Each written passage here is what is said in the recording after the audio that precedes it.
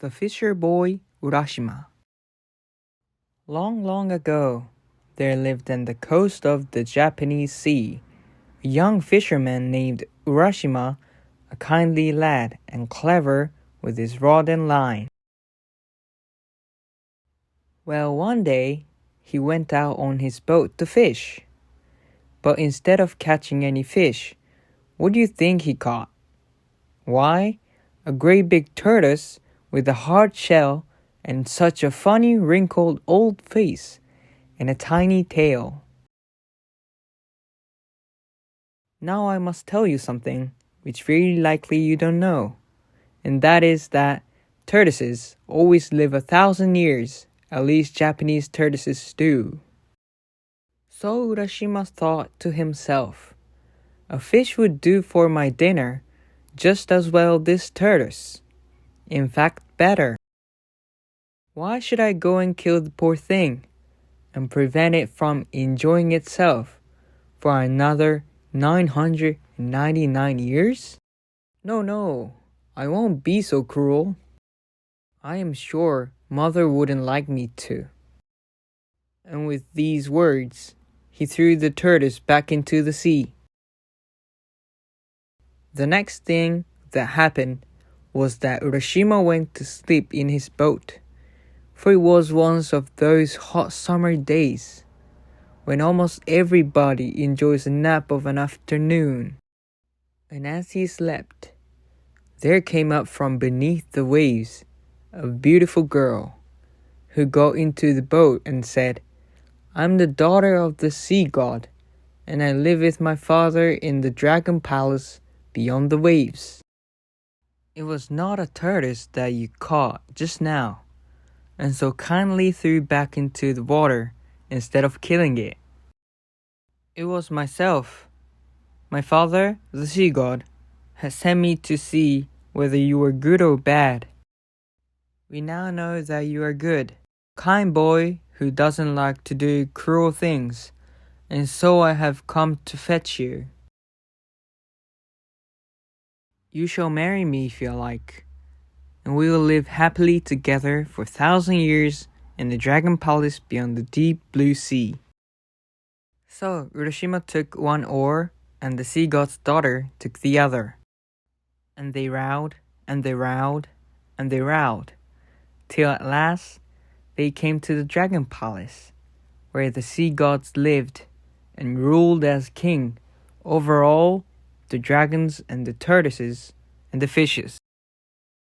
Oh dear, what a lovely place it was! The walls of the palace were of coral, the trees had emeralds for leaves and rubies for berries. The fishes' scales were of silver, and the dragon's tail of solid gold. Just think of the very most beautiful, glittering things that you have ever seen, and put them all together, and then you will know that this palace looked like, and it all belonged to Urashima. For was he not the son-in-law of the sea god, the husband of the lovely dragon princess? Well, they lived on happily for 3 years, wandering about every day among the beautiful trees with emerald leaves and ruby berries. But one morning, Urashima said to his wife, I am very happy here. Still I want to go home and see my father and mother and brothers and sisters. Just let me go for a short time, and I'll soon be back again. I don't like you to go, said she. I'm very much afraid that something dreadful will happen. However, if you will go, there is no help for it. Only you must take this box and be very careful not to open it. If you open it, you will never be able to come back here. So Urashima promised to take great care of the box and not to open it on any account. And then, getting into his boat, he rowed off, and at last landed on his shore of his own country. But what had happened while he had been away? Where had his father's cottage gone to? What had become of the village where he used to live? The mountains, indeed, where there was as before, but the trees on them had been cut down. The little brook that ran close by his father's cottage was still running, but there were no women washing clothes in it any more. It seemed very strange that everything should have changed so much in 3 short years.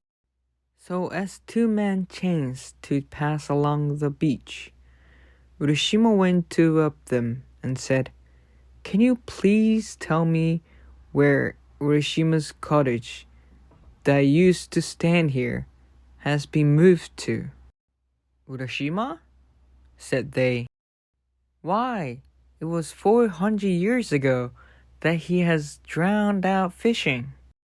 His parents and his brothers and their grandchildren are all dead long ago. It is an old story." "How can you be so foolish as to ask after his cottage? It fell to pieces hundreds of years ago." Then it suddenly flashed across Urashima's mind that the sea god's palace beyond the waves, with its coral walls and its ruby fruits and its dragons with tails of solid gold, must be part of fairyland, and that one day there was probably as long as a years in this world, so that his 3 years in the sea god's palace had really been hundreds of years. Of course, there was no use in staying at home, now that all his friends were dead and buried, and even the village had passed away. So Urashima was in a great hurry to get back to his wife, the dragon princess beyond the sea. But which was the way? He couldn't find it with no one to show it to him. "Perhaps," thought he, "if I open the box which she gave me, I shall be able to find the way." So he disobeyed her orders not to open the box, or perhaps he forgot them. Foolish boy that he was. Anyhow, he opened the box. And what do you think came out of it? Nothing but a white cloud which floated away over the sea. Urashima shouted to the cloud to stop, rushed about and screamed with sorrow, for he remembered now what his wife had told him, and how after opening the box, he should never be able to go back to the sea god's palace again. But soon he could neither run nor shout anymore. Suddenly, his hair grew as white as snow, his face got wrinkled, and his back bent like that of a very old man. Then his breath stopped short, and he fell down dead on the beach. Poor Urashima! He died because he had been foolish and disobedient. If only he had done as he was told, he might have lived another 1,000 years. Wouldn't you like to go and see the dragon palace beyond the waves, where the sea god lives and ruled as king over the dragons and the tortoises and the fishes, where the trees have emeralds for leaves and rubies for berries, where the fishes' tails are of silver and the dragon's tails all of solid gold? Thank you for listening to me reading The Fisher Boy Urashima. Thank you.